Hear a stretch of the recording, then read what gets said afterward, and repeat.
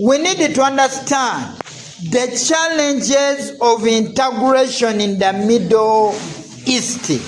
However much Middle East want to integrate, but it has what? Challenges here and there. So we are saying among the challenges, we have political instability and conflicts. Ongoing wars and tension make cooperation difficult. For example, Arab-Israeli conflict and Syrian civil war, whereby this time, at one time, as they want to integrate, they have a challenge of political instability and what? Conflicts.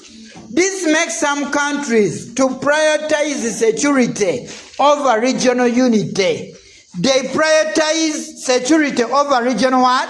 Unity. Instead of agitating for unity, they put all of their resources in security. So we are saying the political instability and conflicts is a challenge limiting what? Integration. Countries, instead of using all of their resources to integrate, they use the resources to build great security altogether. And this is a challenge. Then ideological and political differences, where I can say the conflicting ideologies, for example, secular nationalism versus political Islam. Secular nationalism versus political what? Islam. Where I can say secular nationalism versus political Islam. Some people want to behave as secularists, others as real Muslims. And this is a challenge. This is a what? A challenge. Because of secular nationalism and political Islam. Some people want to behave as secularists, others as political Islamists.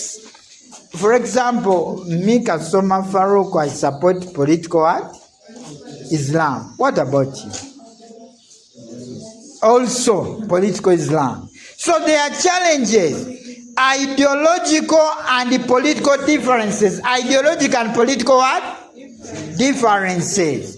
Another one, sectarian division. Sectarian what? Where I can say the tension between the Sunni and Shia Muslims. The Sunni are rising up against what? Shia Muslims. And by this time, we are realizing these divisions often makes integration difficult. Makes integration what? Difficult. So sectarian divisions. People are divided. Some are Sunni and some are Shia. So this makes integration very what? Difficult. And this is also a challenge to integration, my friend. Another one, economic disparities. The wealth gap between the oil-rich countries and poor nations like Yemen, where some countries are too rich, others are too what? Poor. So those rich countries don't want to cooperate with poor what? Countries. And this makes integration very difficult.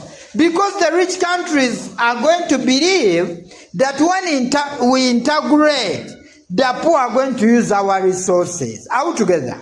So this makes integration very difficult. So we are saying by this time, it is a question of economic disparity. For example, even it creates lack of diverse economies in many states. By this time, the economic disparities makes integration in the Middle East very what? Difficult. Then external interference. Influence of global powers such as United States and Russia. United States of America and Russia. You find them, all of these countries have interest in the Middle East because they want oil altogether. So you find them supporting different countries. One country supports one country, another one supports another. So this even brings foreign military presence and alliances, which complicate regional cooperation.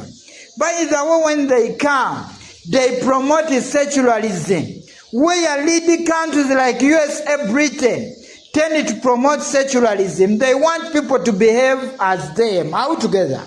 And by this time, some people tend to live out their ways of living and adopt the Western what? Culture. And by this time, this kind of external interference makes integration very what? Difficult, very difficult. Another one, weak regional institutions. The regional institutions that were created, like Arab League, had limited enforcement power, and they still have limited enforcement power. In other words, there is lack of strong supranational authority. I can tell you, weak regional institutions, the regional institutions that were created are very weak, like the Arab League. They cannot influence all countries to cooperate together. And this is a challenge to integration in the Middle In the Middle East. I can tell you the Middle East want to integrate, but this is a challenge because by this time we are seeing the weak regional institutions. The institutions that are created are very weak. Another one, national interest over regional goals, where I can say some states prioritize national security. National what? Security over regional goals. The region wants to integrate, but some countries prioritize their security other than regional what? Goals. Because among the regional goals, they want to integrate to be what? To be one. But I can say some countries prioritize their national security and independence other than regional what? Integration. And this is also a challenge. This is also what? A challenge to integration. They want to integrate, but some countries prioritize their security. They have a point, but a weak point. Because you need to prioritize regional, not what? National. Then border disputes. Many borders were artificially created during colonial times. So many borders were artificially created during colonial what? Times. So this is the conflicts continue because the borders were just artificially what? Created. And this is a challenge to integration. A challenge to what? To integration. They want to integrate, but they are challenges. They are what? They are challenges. Another one, cultural and ethnic diversity. So the presence of non-Arabs, like the Persians, who promotes issues of differences in language, identity, and political aspirations, where I can say the culture and ethnic diversity, where by this time the non-Arabs, they are having differences in language, identity, and political aspirations, which makes integration very what? Difficult. So integration in the Middle East is very what? Difficult because of culture and ethnic diversity. They have differences in culture. They have differences in terms of tribes. And this makes integration very difficult. Then the effect of oil politics. I can say oil wealth creates both cooperation and conflict. Where oil wealth can make some countries to cooperate, but some countries can hate one another. Because if one country has more oil than your country, you hate that country which the which has more what? More oil than your country. So oil wallet creates both cooperation and conflict. Both cooperation and what? Even competition over resources and influence within organizations like OPEC, where countries fight over supremacy and influence within organizations like OPEC.